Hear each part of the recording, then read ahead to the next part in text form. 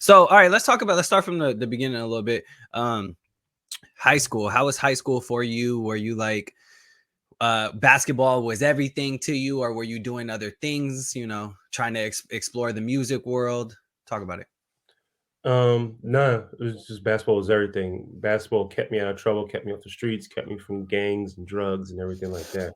Between that and my family pushing me forward in it, and making sure I stayed out of trouble. I just gave my all to basketball. I saw that as my way out. Yeah. And yeah. When did you get your height? Um I got it from ninth grade going to 10th. Oh, yep, yep. Yeah, I had to grow some. Usually it's like ninth to 10th, or a lot is like 10th to 11th, where you just like, what the Mhm. hell? Like, yeah, that's cool, man. Okay. Were you like um one of your top players in your I guess region is what they would say? Yeah, so I was a top 40 in New York that year. I was just outside of the top 100 in the country. Okay. I was probably like in like the 150 realm or something like that. Yeah, yeah. Um, but yeah, he did the ABC camps and all the All-Star games and Yeah, that's what's all the up. awards. It was on TV for it and things like that. So I had a bunch of colleges around the country writing me, looking for me, coming to see me, coming to talk to me. I just didn't know. Me and my pops didn't know how that worked. Yeah. So I mean, we lost out on some opportunities that we could have took advantage of. But I mean, lessons learned from that because when my sister ended up going through the process, it was a lot smoother. We knew what was going on. We knew how to handle it. We knew what to look out for. What Let's talk about it. Talk about a couple things that you might have, wish you would have knew at that time.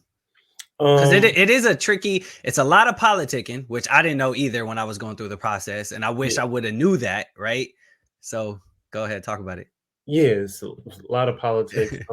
So pretty much every school, every coach has their big board of players, and they're Yep. trying to fill up the gaps to help build a team from players that either transferred out or players that graduated out, things like that. So what I mean, I was a shooting guard slash small forward, so I was on the big board for some schools, but I wasn't the only one. So what I mean, like big schools like that was after me, like Michigan or South Carolina University, like there'll be I was probably like their second, third option on their board. They have the All Americans as their Hmm. first option that they're going for. Yep. So I didn't know I could actually talk back to them. It was just Hmm. them sending me letters and me just accepting the letters. And Yeah. I just figured like one day the letter of um, commitment would come through. But like they would look at me because they'll see other schools vying for me. So they were like, because I wasn't responding back, they thought I wasn't interested. Yeah. They went with the other person underneath me or beside me, whoever else was on their board, right? So things like that would happen.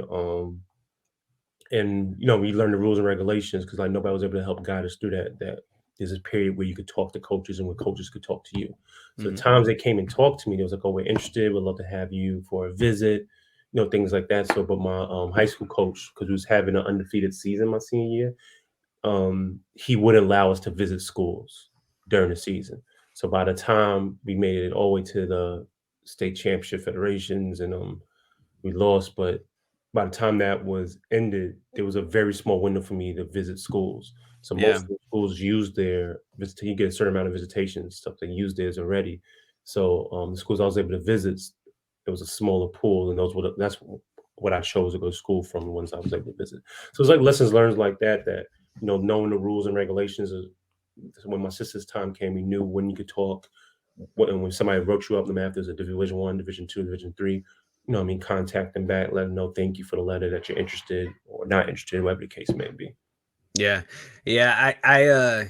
I agree with that. That's like very like we don't learn how to communicate with them because we're just so excited to get that first letter in the mail. It's like, oh my God, like, and then you just collect them, right? It's like, I got a letter from here, I got a letter from here, but you don't really learn how to communicate and kind of be get in that process of that recruiting, because I mean you're still what, like junior, senior, those are like the most busy times in your high school life. You're taking tests right, left and right. You're trying to prepare what your next step's going to be, um and might be going through some family stuff. Like there's just a lot going on, right? Mhm. Turning 18, or yeah, 17, 18. Yeah. Yeah, yeah. So it's a lot. It's a lot going on. But that's yeah. I mean that's that's cool that you know, had that experience, you learned from it. It worked. It seems like it worked out for your sister. Your sister played ball somewhere? Yeah, she ended up going to college. She just actually just graduated her 4 years, and Oh, now nice. she's gonna go do her master's. Where at? She's actually going to my alma mater to do her master's, which is funny. Um, Nice. yeah, And then where'd she play basketball in like her undergrad? she ended up playing basketball at Livingstone College, which is in one of the best D2 colleges conferences in the nation in the CIAA. Okay, nice. What made you choose your school? Um, when I visited, the guys that was showing me around were really cool. One, our school was like top our school was top 5 in the nation for nursing.